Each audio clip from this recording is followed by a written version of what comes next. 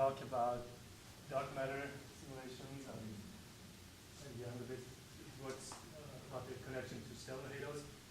So first I'll talk about substructure and density profiles today at relative zero, and then a bit about how do we get there, how do these structures form, and in the end I'll have a few slides about ongoing work trying to connect these dark matter simulations to the stellar halo. Just a quick one-slide summary of what we know and do not know about dark matter at the moment. Of course, start by mentioning that it was first seen by Fritz Zwicky in the 1930s. He looked at the Coma cluster and he's seen that the one-side velocity dispersions of these galaxies are really high. So in order for this system to remain bound, there needs to be much more mass than what we see in the stars. Of course, he didn't know about all the gas, all the hot gas here, but we now know that there's a lot of mass in the hot gas and then even more mass in some non-baryonic dark matter in this cluster.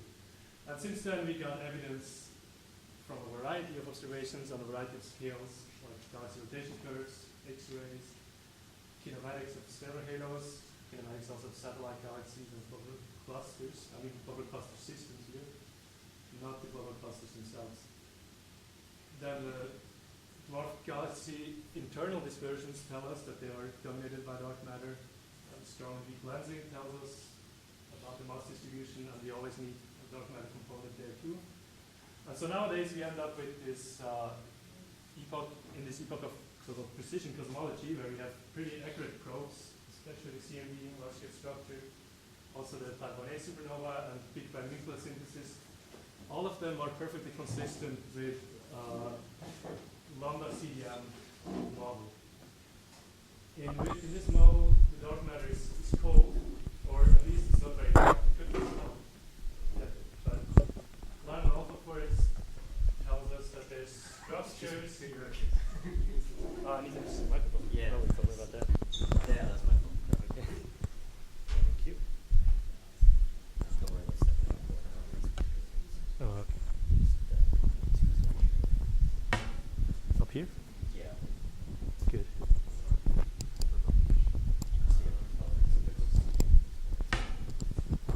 All right. Good, thanks.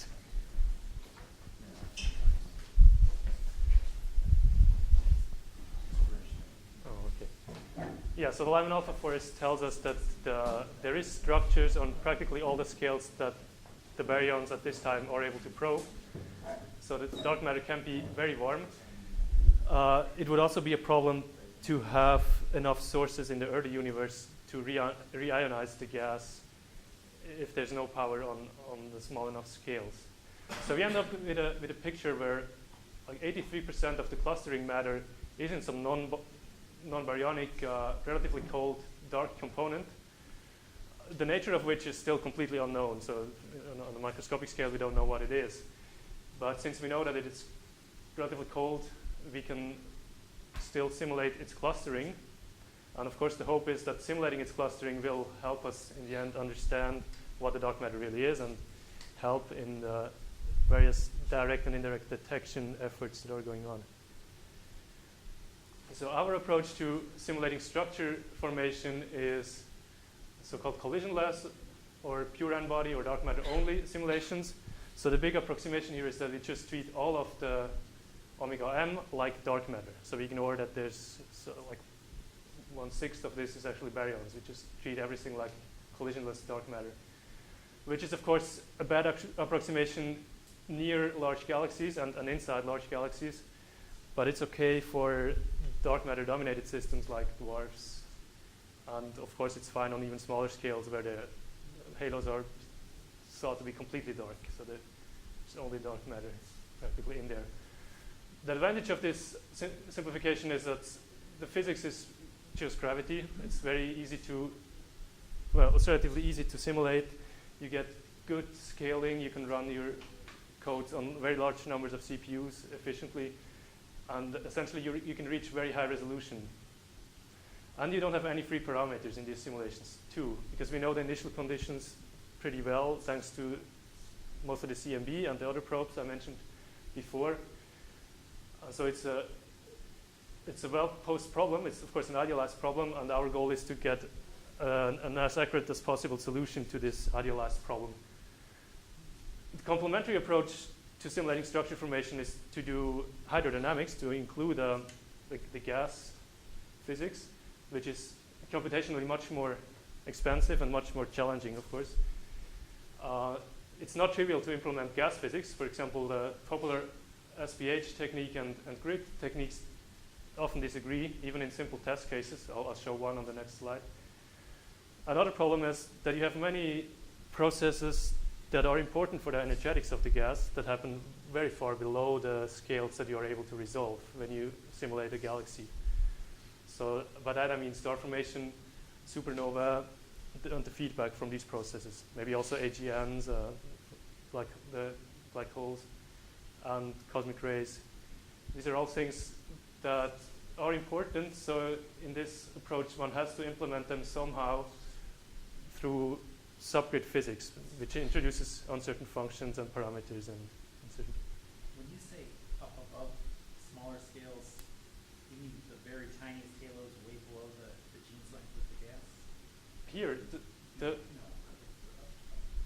Okay for dwarf galaxies. yeah, here, I mean way below this, like smaller than dwarf galaxies. You really should use only omega CDM, or only the CDM for those. And it does make a little bit of some difference, but they're lighter than they should be relative to the background expansion rate. That's true, yeah. Our assumption is that all of omega m forms part on structure formations, even on these small scales, which below the Jeans mass is of course not right. So there, the baryons would not participate in structure formation. That would have some effect on the very smallest structures that we resolve here. That's true. Okay, so one example for why gas is very difficult to model is from this paper by Oscar Eggerts and Ben Moore and many others. So that's a simple test case where you have a blob of cold gas in a dense cold gas in a diffuse hot medium, and it travels this way, and that's the time evolution in an SPH simulation of this problem, and that's a grid with adaptive mesh refinement, an AMR simulation of the same simple toy test problem. And in all the AMR runs they tried, as soon as they have reasonable resolution, you always have these instabilities developing here, and the blob completely dissolves. Whereas in SPH, it doesn't happen at all. And it didn't happen in various popular SPH implementations, and also increasing resolution would not help. So SPH is somewhat unstable if you have these large differences, large inhomogeneous in the particle distribution. How long to simulate this relative to the atmosphere clearance time scale there of this problem? Oh, yeah, very long. So this is a couple of these time scales, and these type of instabilities did form in the AMR, but not in the SPH. The problem is that there's some kind of gap forming here, due to some artificial pressure at the boundary in the SPH. Surface tension effect there, Yeah. usually conservation of entropy in SPH. Right. So they tried several SPH codes, several resolutions, and you get this kind of gap, and these layers stop communicating, and then it doesn't happen naturally in SPH, whereas it does in what should happen happens only in the grid code. And this is a situation that's somewhat similar to round pressure stripping in galaxy formation. So that's an important Which one is effect. correct? This one's correct. Yeah. Well, if you only do this in a pure hydrodynamic case, if you actually look in an MHD case, you get a different solution, right? Yeah, it's more Which is complicated actually what we face when altogether. we have actually our galaxies falling into magnetized magnetized state. Yeah, that's of course neglecting magnetic fields altogether. So yeah, our one of our next projects is to redo some of the simulations I've shown with AMR, but it's of course very expensive, and the requirements are huge in terms of memory and CPU time. So now back to the collisionless dark matter simulations that I mostly work on. There are of course approximations too. So the approximation gets better as the number of particles that you use to sample these density fields becomes larger. So that's illustrated here. It's the same object shown in density. The resolution ranges from about 10,000 to about 1 million particles within the halo. And you obviously see that just the larger scales are the same, sort of roughly the shape, and that's the same. But all the smaller scale, like the substructures and the high density peaks in the inner part, they're only resolved if you have enough particles. And you see the same thing if you plot it in phase-space density instead of density. So of course, the better this number of particles is, the larger this number is, the better. And so we're trying to just push this number as far as we can. And just a quick summary on the runs I did so far. It's like, this is back in my thesis with Ben Moore and Jochen Stadl. I did clusters and galaxies with about 20 up to 25 million particles. And then later in Santa Cruz with Mike Coolen and Piero Madao, we did a similar number of particles, but on a very different mass scales, so subsolar mass system, simulated with enough particles to resolve its substructure. And in many respects, the substructure at this high redshift and very low mass scale is actually similar to the redshift 0 substructure in a cluster. So CDM has structures on all scales. There are some differences because the power spectrum is different on the small scales, but substructure does survive within these type of microhalos. Then this was sort of the state of the art at this time. Then we made a jump to about 100 million particles in one halo in the first Via Lactea simulation. And last year we were able to go to half a billion particles within the halo, and that's a simulation that uses over 1 billion particles in total. It took over 1 million CPU hours on one of the fastest computers in the, at Oak Ridge National Lab. And another improvement besides the number of particles is that it uses a more physical criterion to assign the individual time steps for the particles. I'll come back to that a little later. So why do we spend all this CPU time and all this effort on resolving dark structures, which are just mostly dark and boring? So one motivation is indirect detection, especially GLAST. Its launch date is now set for this Sunday, so it should launch around noon this Sunday from Cape Canaveral. So that's a gamma ray space telescope that will survey the entire sky several times per day. And if all goes well, it will start taking data in a few weeks after the calibration. So why gamma rays? So if the dark matter is a WIMP and it's its own antiparticle, it would annihilate when two particles meet, and it would produce a range of different particles, and it would also produce gamma rays. A few of the events would directly go into a monoenergetic gamma ray, which is the same energy as the WIMP, but that's highly suppressed. So most of the gamma rays would actually be in a spectrum that's due to the that's after the production of other particles that then decay into give rise to the gamma rays. And because in annihilation, the signal is proportional to the local density squared times the volume.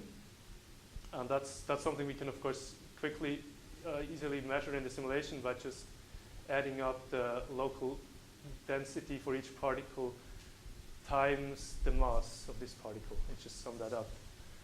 And when you do this, you actually see that it's dominated by clumpiness on small scales. So it's very important to take into account the small scale structuring predicted by CDM. Another way to indirectly detect dark matter is by looking for the other particles that are produced in these annihilations with, for example, charged particles like positrons. they would not propagate as far through the galaxy, but they would have to be produced within a few kiloparsecs to be visible for satellites like Pamela or the future AMS experiment. And also glass will be sensitive to charged particles. So the question is, how's the dark matter distributed within about a kiloparsec around us? Is it just a smooth halo, or is that also increased by local clumpiness? For direct detection in the laboratory, one wants to know the distribution even more locally, like on solar system scales. So what is the density probed by an experiment that goes around the sun in a year? That's a very difficult question and still quite kind of open, because this scale is of course far below the ones that we can resolve directly. Then more relevant for astronomy are the connection of these dark halos to the satellite galaxies and also to the stellar halo. So because these type of systems are thought to be the building blocks of the stellar halo. I'll talk a bit about that towards the end. So this will be a movie. It's a bit hard to see because of the light. It's good, at least it's not sunny, so you'll see something. So that the simulation started at redshift 50. This movie starts a bit later, and it shows you the dark matter density squared projected, and it's all in physical coordinates. So it's physical densities and physical positions. So at the beginning you see the expansion, and then the inner parts turn around and quickly form the inner halo in a series of major mergers.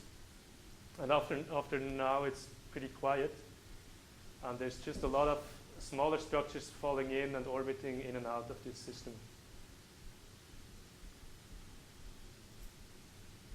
Whereas the global mass distribution is pretty stationary for most of the second half of this time.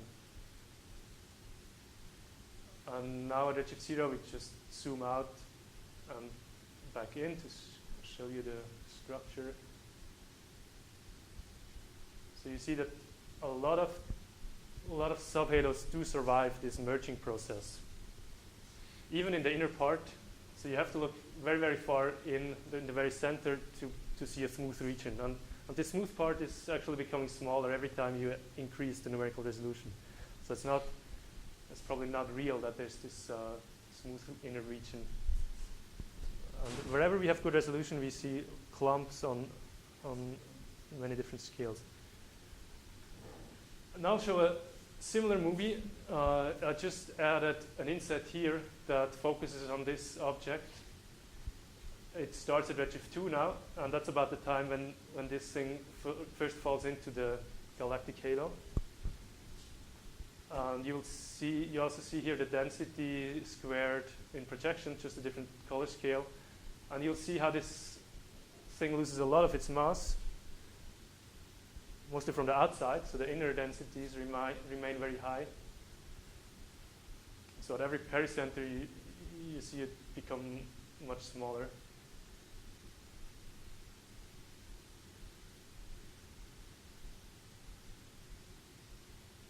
And this arrow points to the galactic center, and there's some tendency for this system to align its major axis towards the galactic center. The alignment is not perfect, so there's some kind of tidal effect tries to make this alignment, and especially at pericenter, the passage is too fast, so this doesn't keep up. But if you look for this alignment in a statistical way over all substructures at redshift 0, you see a significant signal. So many subhalos will tend to point towards the galactic center with their major axis, which might be a foreground for weak lensing. If you have galaxies in the same cluster, and they would be aligned by that. So you'd have to exclude things that are at similar redshifts. It would also be they are spinning though, right? I mean, yeah, they're spinning, yeah. So they're on their orbits. They try to remain pointing towards the center. So the axis ratio is dominated by rotation. It isn't just anisotropy in the. No, the individual thing does not spin. It's completely supported by random motion. Yeah, exactly right. Okay, but for actual galaxies, so we're predicting with disks.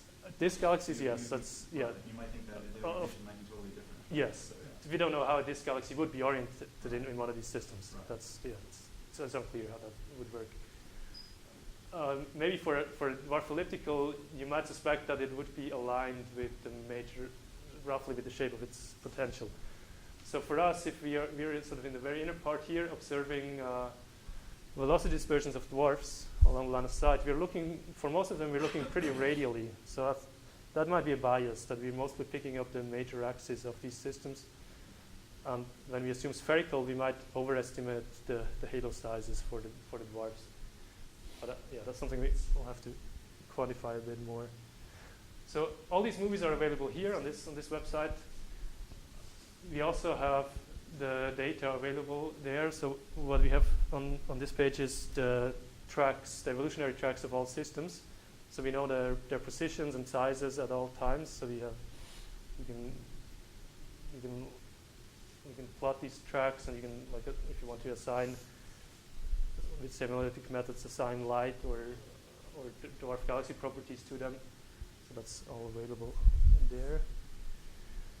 And so that was for the first Via Láctea run. Now we have just finished, end of last year, we finished the second run in this series. And that's about 5 times more particles. So that's now 1 billion particles. That shows the galactic halo from the center out to 400 kiloparsecs. And it looks similar to what I've shown before, just of course we have more particles, so we're able to see smaller structures. So all these small points are resolved subhalos. It's not just particles. So the mass scale here is like sort of Milky Way mass? Or? Yes, that's a Milky Way size halo, 10 to 12, 2 times 10 to 12 actually. The virial radius is about here, around 300 kiloparsecs.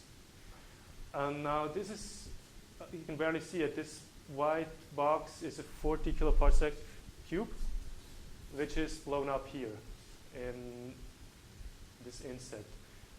Now the inset is not colored by density anymore, but it's colored by phase space density, which has two effects. It makes the dark matter subhalos much more visible because they're both dense and they're also very low velocity dispersion systems. So their phase space density is huge. So all these red points are subhalos or centers of subhalos. And it's all the same color. So the red is essentially just the highest phase space density that we can resolve in these kind of runs. And that's also how we find them in the code. We just look for the peaks in phase space density. So essentially we link all the red stuff together and then look around these centers, what belongs to them.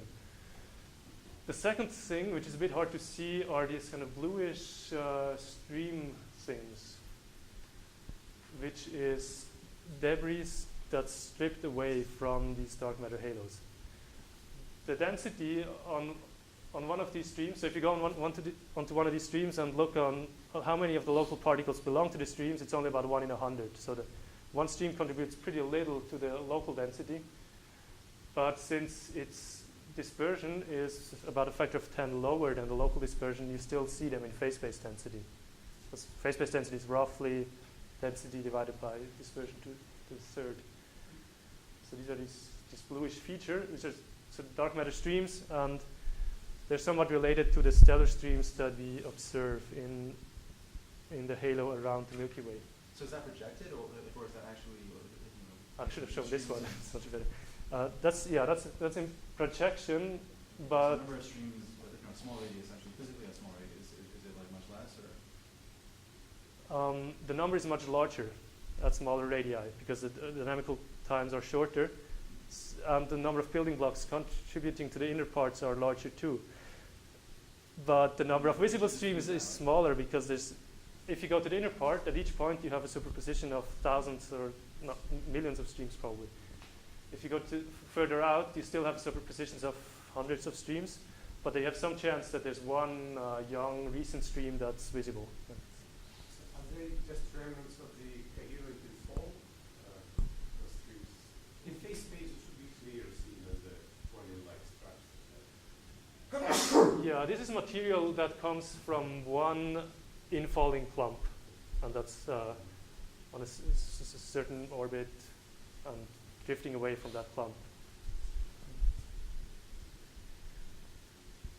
So this just shows one of the larger subhalos in this simulation, out to its tidal radius.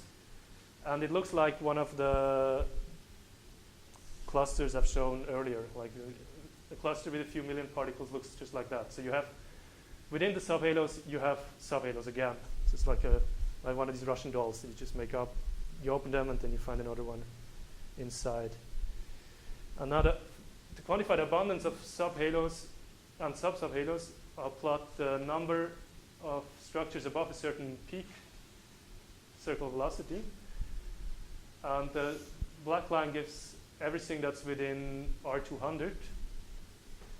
And then these lines show stuff within 100 kiloparsecs and within 50 kiloparsecs.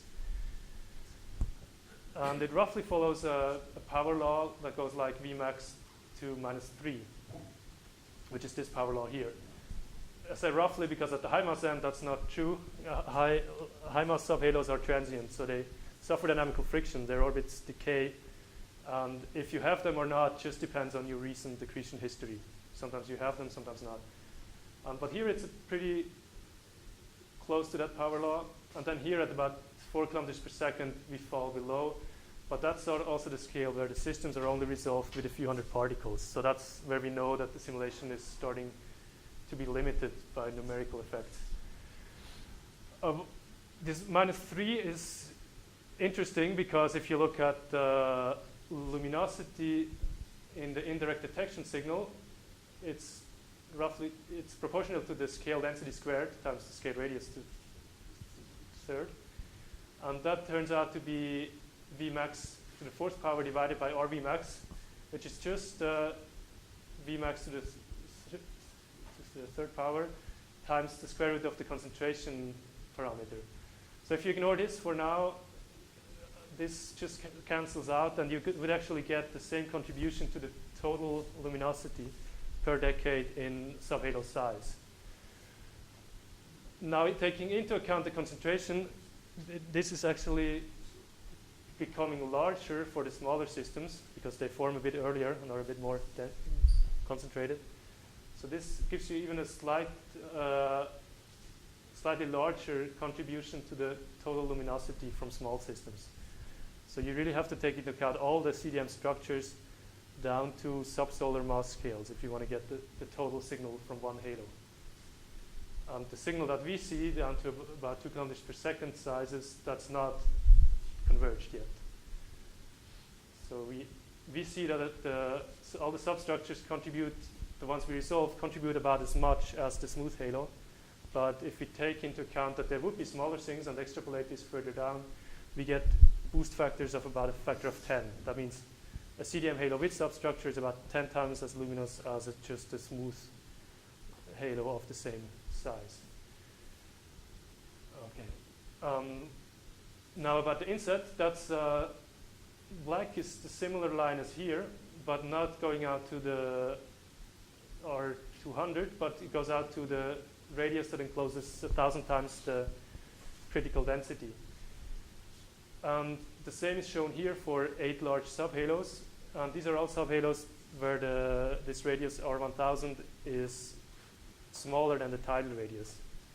So these are structures that are within the tidal radius of subhalos. So these are sub-subhalos.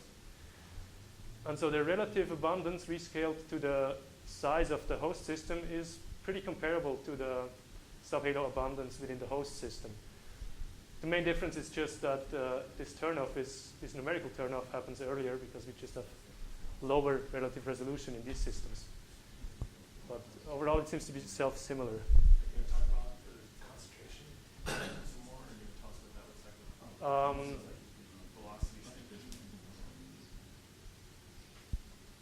Yeah, that's what this CV is defined as the mean density within the No, but I mean, peak. how does it scale with, say, Vmax, for example, or imperial mass, or whatever? It's very weak scaling with mass, so it goes roughly like minus 0.1 of the halo mass. If you take the real concentration, this concentration parameter is a bit different, but it's very, very weak. So over this range, there's little difference in this concentration. So now before I show you the density profile of the host halo, of this Viola-2 halo, I'll give some background about the density profile fitting functions that are usually used. So in the 90s, this function was, the NFW function was proposed to be the universal density profile for CDM halos. So it's got an inner slope of -1, and at large radii it approaches -3. And the scale radius just tells you where it's isothermal. And then later, so that was based on a relatively large sample of galaxies and clusters, but simulated with only about a few 10,000s of particles. And the important result here was that there's not much difference between clusters and galaxies. It's close to universal. Just the concentration, which is goes into here, where the scale radius is relative to the virial radius. Just the concentration tends to be higher for galaxies. Otherwise, it's this universal form. Then later, Ben Moore and others have simulated just one halo with very high resolution and found its density profile to be significantly steeper in the inner part. So they just modified this slightly to be -1.5 in the inner run of the density instead of -1. And they proposed this as a better fit. And so both functions are sort of universal. They just have a scale radius and a scale density as two free parameters. So in my thesis, I looked at a large sample, well, medium-sized sample of well-resolved clusters. And it turned out that some clusters were really close to NFW and some were a bit steeper. But they're not perfectly universal. So that's shown here. If you rescale to the scale radius, and to the density within the scale radius, both of the forms shown before would be just overlapping. It would be just a line. When you plot the actual density profiles, you see significant scatter. So the black ones were my clusters, the black lines, and then I compiled other clusters from 4 other groups. The nice thing is there's scatter, but there's not much systematic difference from one group to the other. So they've used very different codes, very different methods to set up the initial conditions. That's pretty robust. Also in the density slopes, you see scatter, but not much difference from, so the different groups agree very well. Just to make that point in a different way, if everything would be NFW, you would have a slope of 1.12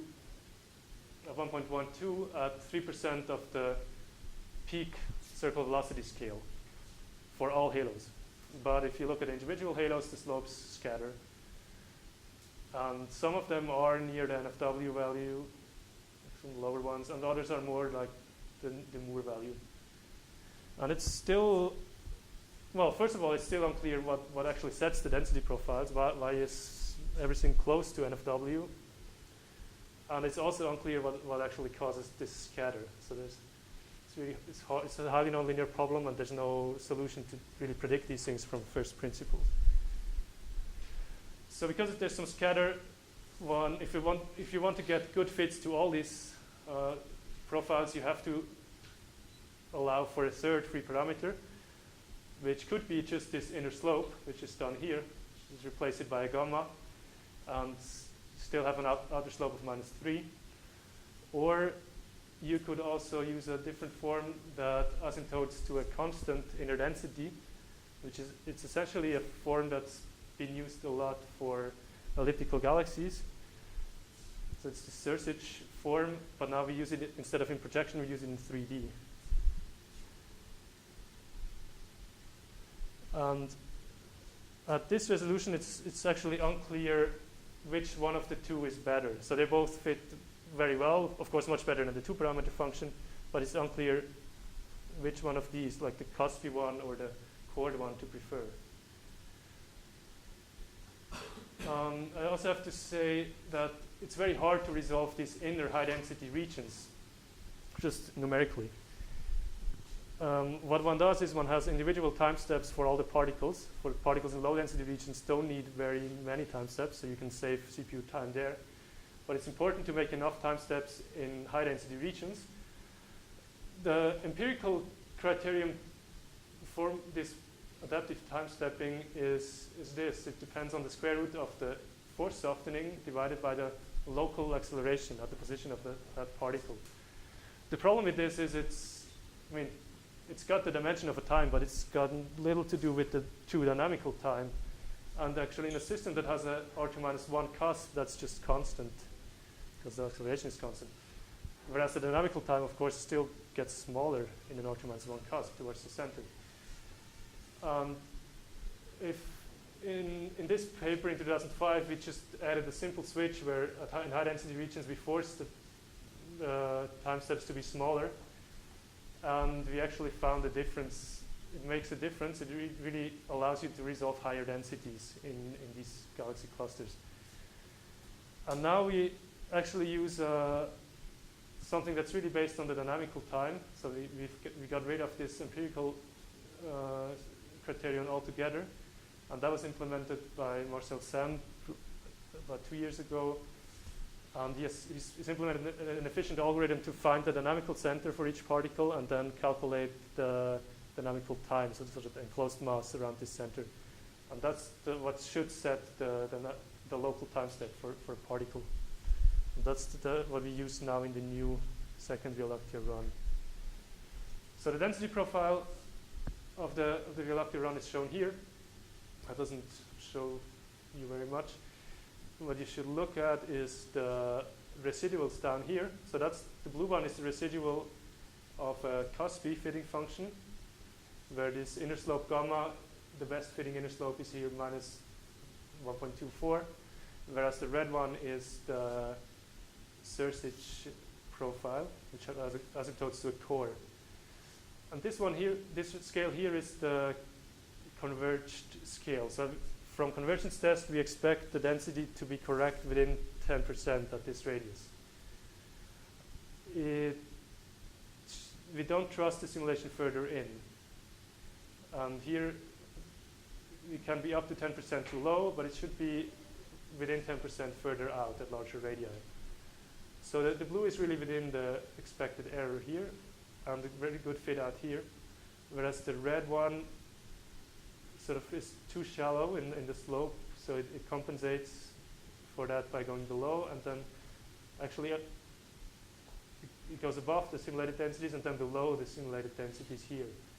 So the densities you get from these fitting functions are actually below the simulated densities, even at only 80 kiloparsecs, which is just where our forces become Newtonian, what our force resolution is. So at this scale, the simulation is almost certainly too low density, and so this fit is even lower than that. So that's some kind of hint that the cusp-B profile is a better approximation for the small scale. Of course, I should also say that that's really just a bit of an academic question, because in the real galaxy this would be modified in an unknown way, because galaxy formation either contracts the dark matter profile, or if it's very clumpy, dynamical friction against baryonic structures could also expand the dark matter distribution. And it's really unknown at the moment which way this will go. So knowing the density profile of dark structures is really just important for small subhalos that have no galaxy formation. And the subhalos, of course, they're not that well resolved, but so far, if we rescale them to RS and to the scale radius, they seem to be similar in the inner part with the same amount of scatter, roughly, similar to the host halo. And they're, of course, modified by tidal interactions in the outer part, which makes them a bit steeper. Now, we've used the simulation to make predictions for GLAST, for what subhalos could be detectable in gamma rays. So again, we just have to integrate over the density squared times the volume. And these are all sky maps for observers located at 8 kiloparsecs from the galactic center. The one on the top are just direct summation over the structures that we resolve in the simulation. here is including everything, and this is just including particles within subhalos. And the units are still arbitrary. This is just density squared times volume. It's not photon flux yet, which will depend on particle physics. Then, since we know that we don't resolve all the structures, we correct for substructures by extrapolating the subhalo abundance to smaller scales and then adding that part of the signal to the subhalo signal, which of course makes the subhalos obviously brighter from here to here. But it also makes the background brighter, which is not shown here, but which is taken into account when you do the full analysis. So now the full analysis takes this into account, that there's a lot of small-scale structure that's unresolvable. There's very small-scale structures within the subhalos. And then there's also the astrophysical foregrounds, which we take from the Galprop code. And now these plots show you the numbers of subhalos that are detectable at 5 sigma significance with glass after a 2-year integration. And as a function of the WIMP property, so that this is a function of mass using sort of the standard cross-section, and this is a function of cross-section using the, I think, 100 GeV mass. The different colors are different extrapolations. So if we extrapolate down to a solar mass, you'd get the green color. And if we extrapolate all the way down to 10 to minus 12 solar masses, you get the red. You get more structures detectable here. It's not that the extrapolation adds new sources. It's not the small ones themselves that are detectable, but extrapolation does increase the boost factor due to substructure. So that's why you get a larger number of detectable subhalos in the red case here. But in any case, these numbers are really interesting. There's like a few tens to even 100 clear detections at 5 sigma for glass. And this is only using the high energy photons, only the photons above 3 GeV, which is where glass has very good angular resolution. Of course, the significance of these detections will go up if you take into account all the wavelengths that the glass is able to detect.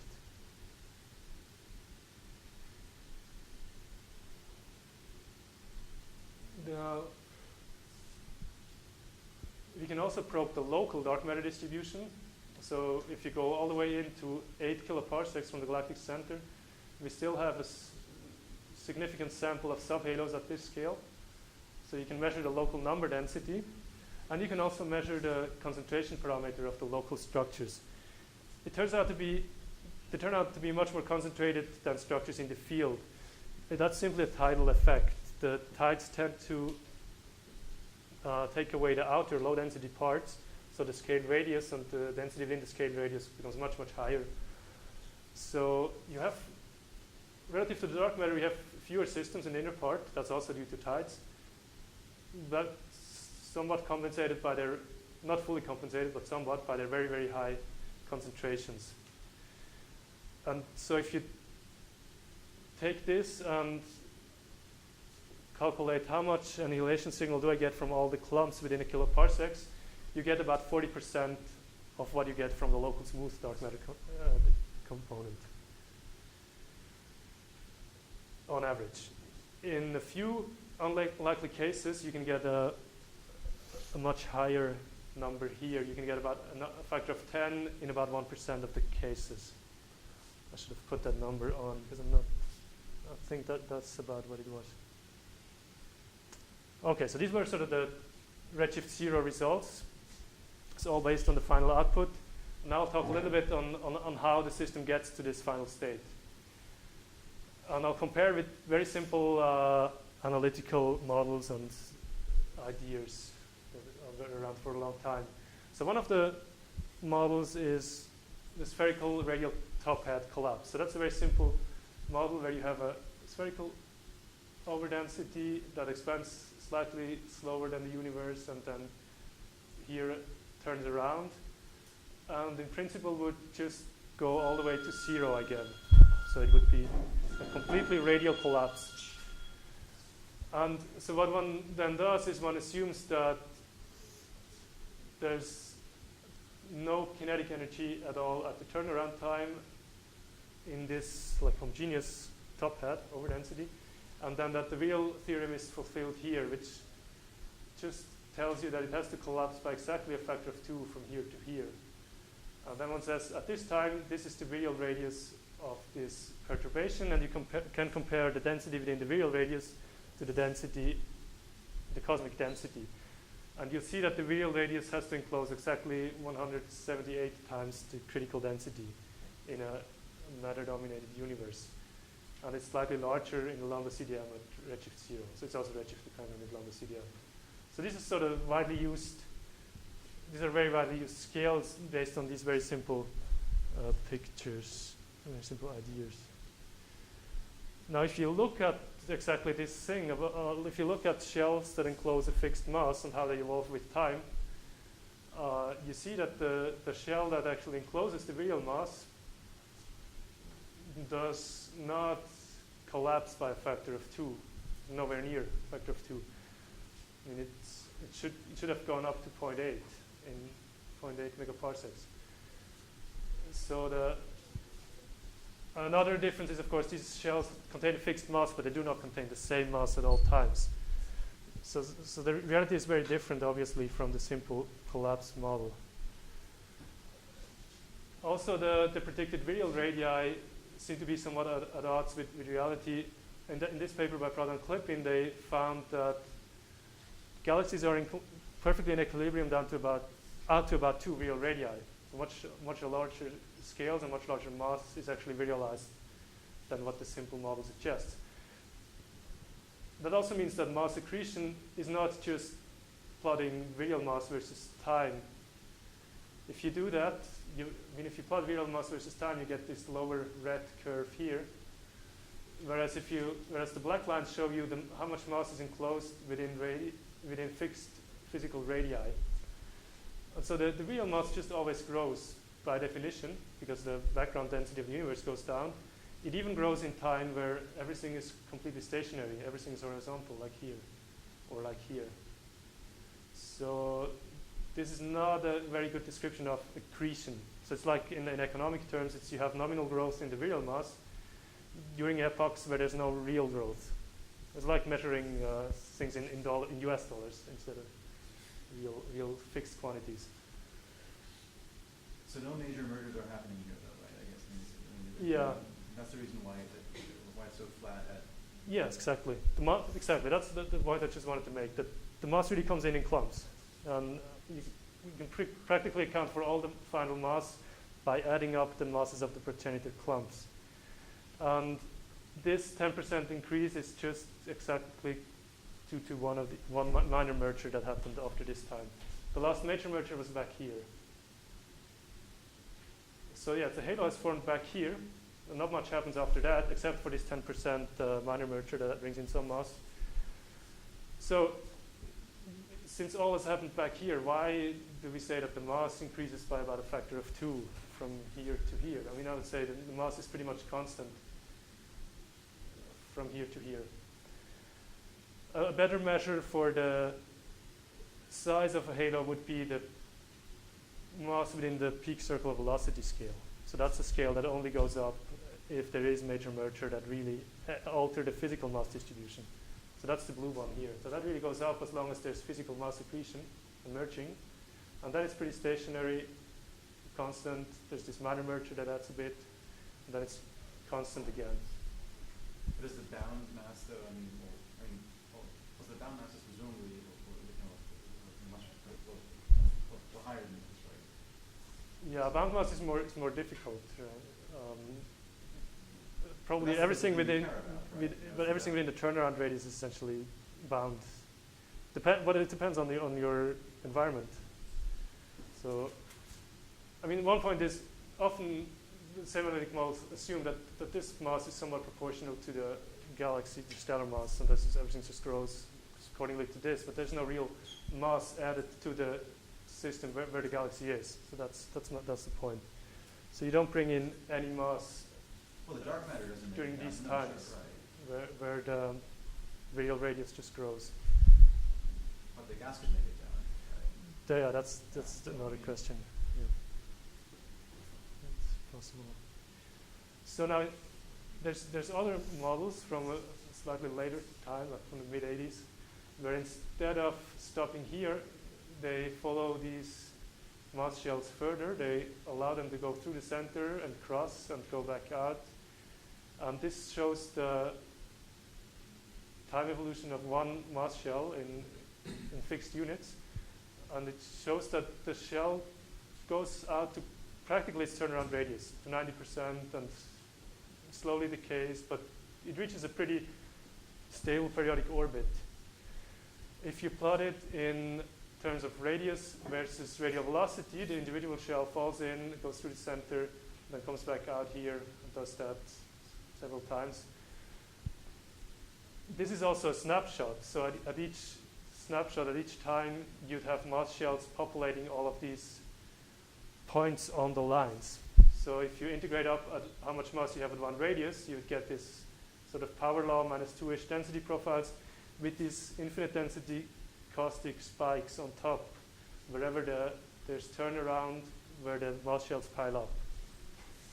Of course, we know that this is not the right density profile, but you can fix that by adding angular momentum, so not everything has to go through the center, and you would get some lower inner densities, more like the NFW profile.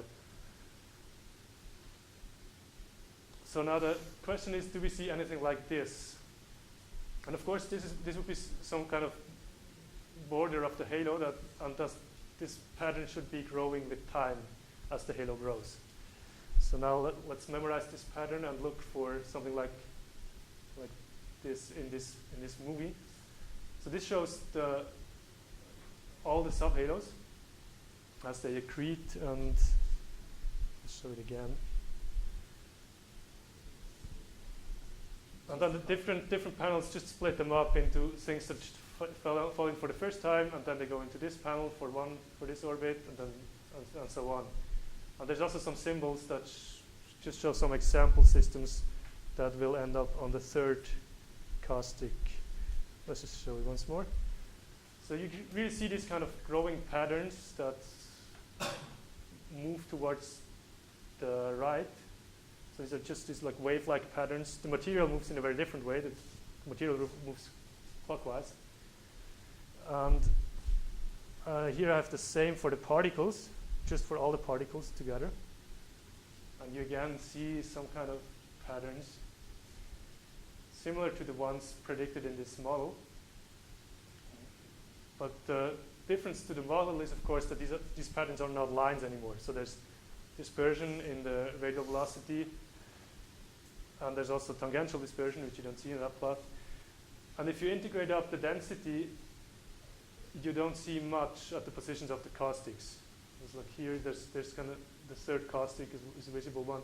You only see a weak bump in the total density profile. If you just look at the density of the slow material, you see it better. But there's definitely no high density caustics from infall. From the same plot, it's clear that the radial velocity distribution is not going to be a Gaussian, so it depends a lot on where you look at it. If you look at a large radius, where the first caustic is, you see an infalling component, and then you see this near zero velocity first caustic component. That's at the first apocentric passage. If you look further in, you often see an infalling and an outgoing peak, which is often a superposition of several populations. This is even further in. That's now centered on the third caustic, which is this peak here, and then again a superposition of like 3 groups of infalling and 2 groups of outgoing stuff. And only the inner halo is really Gaussian in this picture. Of course, that doesn't exclude that there's structure. I mean, I'm just saying that the inner halo is practically smooth in this radial velocity radius diagram. in the full 6-dimensional phase space, it's of course not smooth. There's substructures and stream, and maybe caustics in the inner halo, like in the fine-grained distribution. But in the global picture, there's just this weak outer caustics in phase space, but not in density. It's very challenging to detect something like this. So it's not enough to see with lensing, because the clumps themselves, the subhalos themselves, give you a larger signal. You would have to really be able to access the radial velocity too, to nail it down and look for it in the red curve, which is just stuff with low radial velocity. So the only possible way you can hope to detect it is in the galactic stellar halo, but it's extremely challenging. You need to be able to measure lots of radial velocities and distances pretty accurately in the outer halo, like 200 kiloparsecs away. What's introducing the spread around what we would have thought analytically was caustics? Is it shock noise from a limited number of particles, or is it the initial conditions for the small scale structure? It's because the infalling material is not a sheet in phase space. It's That's what I'm saying. yeah, there's structures forming around there's not one structure in a homogeneous universe, right? So it has transverse motion. Coherency, in other words. Well, but it's set up by the initial conditions. Yes, CDM. Yeah, it's we've looked at this in a million particle, 1 million to 1 billion, and it always shows up in these runs, and qualitatively the same. It's But you could in principle go back and change your initial conditions and change the small scale structure that forms and see the difference. yeah, I could simulate just one. The model was just one perturbation. I could simulate that and see if that. Change the power spectrum or cut it off or something. Yeah. Yeah, exactly. People have simulated that, and even then it does actually not happen, because it's a system that's so radial, you're going to have the radial orbit instability. So even then it wouldn't follow the. So then it comes in from the dynamics, not Yeah. from the initial Yeah. conditions. So here it's the initial conditions. You just have other structures that accelerate your infalling material into slightly different directions. Okay, well, another thing to note is that this is like the first caustic is at 450, the second is at 310. That's both beyond what's typically considered the halo. It's beyond the virial radius. And the sort of typical fraction of your turnaround radius that the individual subhalo reaches is pretty close to what the model predicts, so around 90% for the first orbit, and then somewhat smaller for the things that did a couple of orbits. So that really means that the halo is more than just what's within the virial radius. So a lot of the mass is actually found beyond the virial radius. And that might be one of the reasons why the Press-Schechter mass function does not work very well, because it's predicting the abundance of halos. And then people look in simulations within this virial radius and just compare the mass within the virial radius to the predictions usually. And that doesn't work out very well. So then people modified it and introduced, instead of a spherical collapse, they introduced an ellipsoidal collapse, which has 3 parameters. It's not closed system anymore. And then you can fit these parameters to the simulations. And now recently this very interesting paper came out that actually, instead of just looking what's supposed to be the halo mass within the virial radius, they look at all the mass that's associated with galaxies.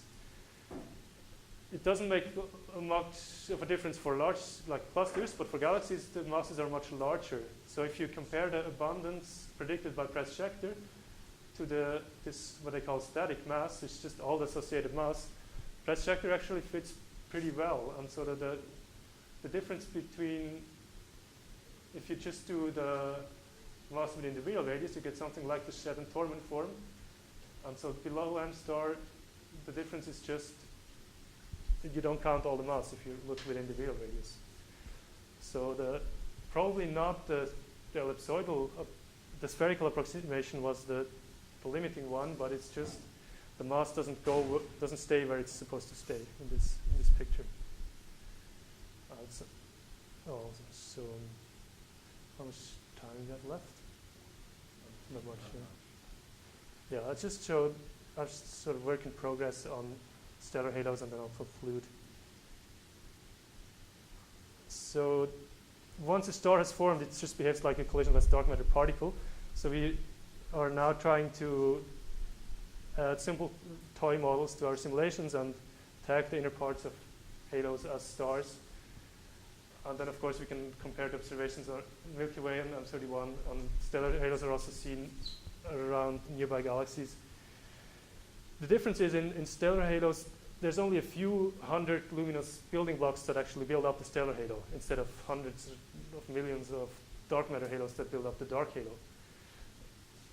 And because it's fewer blocks, you get more detectable streams. Because it's less of a mix, it's more visible structure, it's more clumpy. And then another difference is the light is typically only at the very center, so you get denser, shorter streams. Typically the building blocks tend to fall in quite early, so the stellar halo ends up being much more concentrated and colder than the dark matter. Yeah, let's skip that. So the orbits, that's an example of an orbit in these triaxial potentials. They are, of course, not confined to planes.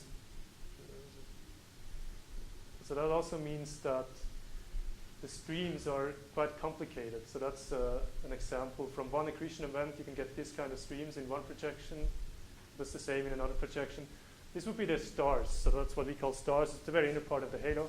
And this would be the dark matter stream, which is, of course, much more extended and much more messy. But even the stellar stream is a mess, right? It's not this like, nice, planar, roughly circular stream that people often have in mind. And now if we add all the accretion events together, you get something like this, a few surviving dwarf galaxies. And the plan is, of course, to compare these to the observed dwarf galaxies and to compare the rest, the shredded debris from them, to the stellar halo. And that's sort of work in progress. And I'll summarize here.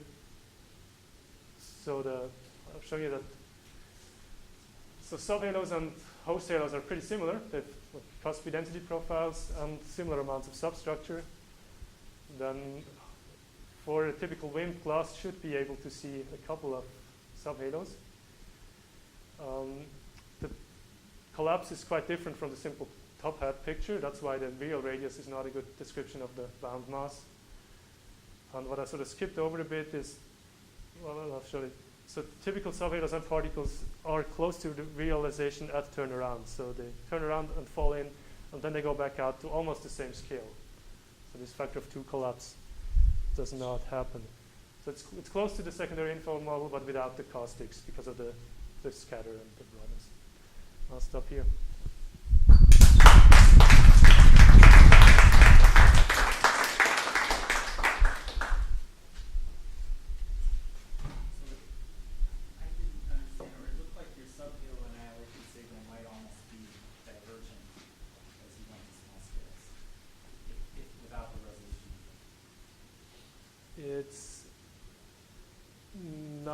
It's not divergent. You get about equal contribution per decade in subhalo size, and that goes on until about solar or slightly subsolar mass scales. So you have to add in a couple of decades, but not an infinite number. Then at solar mass scales, what happens is that the power spectrum is so close to -3 that the concentration does not become higher anymore as you go to even smaller systems. So below solar, you get at most equal contributions. And then at some level, maybe 10 to -6 solar, or depending on the particle physics, at some level it will be cut off. So it is really cut off by this very small stuff. If you have an exact m to -2 mass function. If it's slightly shallower, like m to -1.95, then it's enough to go to about solar mass scales. And then below, you don't get much more because the concentration doesn't help you anymore to balance it out.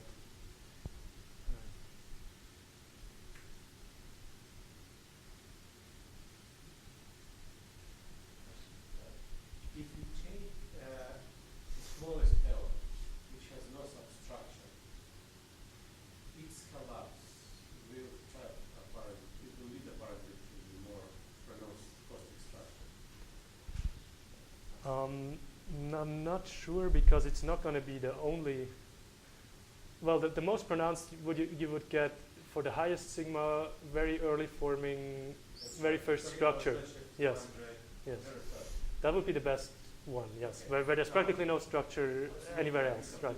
But this is the smallest one. Mhm. And this smallest one would have complicated life in the host galaxy. Yes. So what happens with its cosmic structure? Will it be destructed or it means stable? It's a very good question. I'm not Okay, sure. so I understand. I don't know. The question is, how significant is the contribution of those guys into annihilation signal? Very fine structure or in phase space. How significant is the contribution to the result? Yeah, I mean, if you just look at the very early time when it forms, it's possible that you get some enhancement from the caustic-like structures in the very first object. Then it's really unclear how it will evolve all the way into the present halo. So It survives. Even fraction of it survives. So when we do estimation of your integral in the annihilation signal, you could cut off somewhere, yes, right? But it's not physical cutoff. The physical cutoff will be Jupiter scales. yes, that's the cutoff we use, You the use physical one, the free streaming one from the WIMP. Okay. Yeah, it's possible that on the smallest scale, in the most optimistic case where the caustics would all survive, there would actually be an additional boost from caustics, from unbound substructure. That's possible. It's very hard to say, quantify at the moment.